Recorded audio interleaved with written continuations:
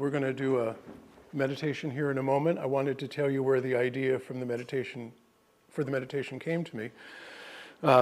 This week, as most of you know, I'm very involved in the local theater community, and I am casting for my biggest production so far. It'll be the holiday play. It's called The Games Afoot. It is a festive, comedic Sherlock Holmes holiday murder mystery. It is, and I haven't done a production this big before, and I've been very nervous about it, and I'm very blessed. I've had a lot of people who auditioned, probably about 25 to 30, and I have to narrow it down to 8. Many of these people are my friends, and I've had to say no to a lot of my friends, and it's been difficult. It's exciting to put the cast together, but it's also sad to say no to somebody who you really care about, who could very well do the job. So I've been dealing with a lot of disappointment more on their side than on my side. I don't like saying that, but one person started to cry, and other people have been, I've been on that side. I'll probably be on that side again. So it made me think about how we deal with disappointment. And is disappointment, I got enough therapy, I don't take away the feelings, so I just kind of listen and let them have these feelings. And I started to think, is that which happens to us that we did not want or did not expect really a negative? In the moment, it feel like it. But if we go with our philosophy, then it can't be. So I put together, I sat down and did some of my own meditating Wednesday night or so, and I'd like to walk you through my thought process and let you walk through this thought process and see if it helps any. So if we'll just take a deep breath.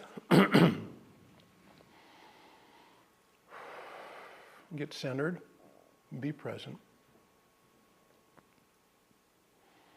And I'd like you to remember a time, which could be recent, it could be long ago in your past, when you were disappointed about the outcome. Was there ever a dream that you had, a goal that you really wanted, and it just did not come together? It could be anything from, as a child, around the holidays, wanting a gift, and your parents didn't get it for you. I remember I used to want those slot race cars, and my parents couldn't afford it, and all my friends had them, and I was disappointed. It could be something larger. It could be a relationship that fell apart, a marriage that dissolved. It could be a job that you wanted and you didn't get. But I'd like you to, not with the purpose of refeeling the frustration, the sadness, the anger, the disappointment, but bring one of those images into mind. And just try to remember where you were at that point. And like I said, it could be something as recent as this morning or yesterday.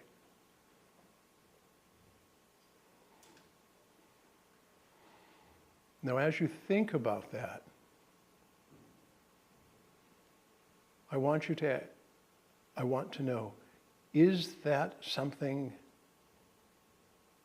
where that decision has been permanently made? In other words, is there an ability to change that outcome still? I cannot go back and get the toy that I wanted when I was 7. I cannot go back and reheal my first marriage. I cannot get the job that I really thought was the perfect job for me. But maybe the disappointment for you is still is still in process. Maybe it's something that you're disappointed now because it's not turning out the way you wanted, but the last chapter hasn't been written. But if that is not the case, well, let me go backwards. If that is the case, how can you reaffirm, if you still can change this, how can you reaffirm what it is that you want and approach it with energy and enthusiasm? I had wanted a job back when I lived in Reading, and I was in therapy, and my therapist said, "How you feeling about this job?" And I said, "Well, I'm not getting my hopes up." And he said, "Why not?" And I said, "Because if I get my hopes up and I don't get it, I'll be disappointed." And he said, "Okay. And if you don't get your hopes up and you don't get the job, how will you feel? Or if you do get your hopes up and you don't get the job, how will you feel?" I said, "I'll be disappointed." He said, "The way I look at it, you're going to be disappointed either way. If you don't get it, you might as well enjoy the ride." So maybe that's the situation, but for most of us it might not be. So if that is not your situation, if you cannot change what has happened, then what can you do to let go of the frustration and the sadness, not to deny it, but to embrace that? If our philosophy is such that the universe only says, as Angelica comments, "Yes, darling," then that which happened is a yes, darling. We might not have known it at the time, but that turning point, that broken relationship that I experienced, opened the door for me to be in the marriage I am right now. That job I did not get set me on the path to be here in Eureka. So I would like you to take a look at that turning point and picture what we would call the positive outcomes that have come from that disappointment. And we'll just take a moment and embrace the positivity that happened from what appeared to be the negative result.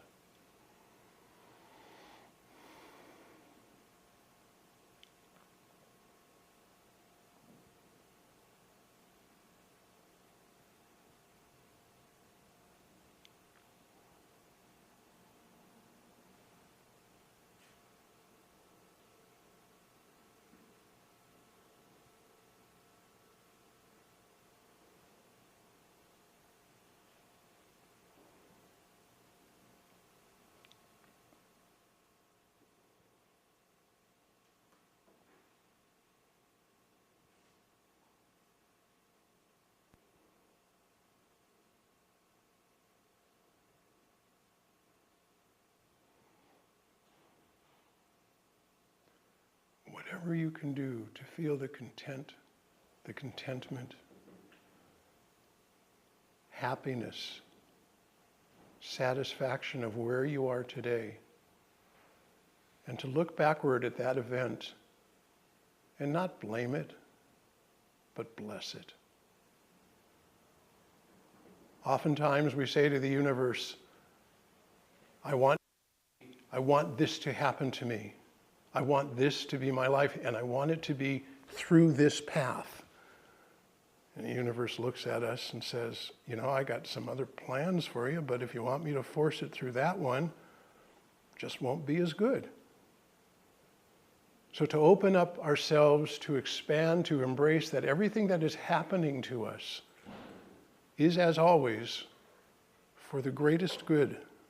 It is what we are asking for. It is what we are affirming. It is what we are believing. It is what is the right and perfect path for us to get to where we need to be, even if in the moment it doesn't feel like it. And if I can embrace that everything that is happening is guiding me to my higher self, to a happier level, to a higher place, then so much of the pain, the sadness, the disappointment that I experience is not denied, but just vanishes. So take a deep breath. Breathe into the joy. Breathe into the experience that is today. Know that we are guiding ourselves to a higher level. And as I will close this with a treatment, we know that the one energy, the universe, the infinite spirit, God if you wish, is a combination of everything and all things, past, present, future. There is no time.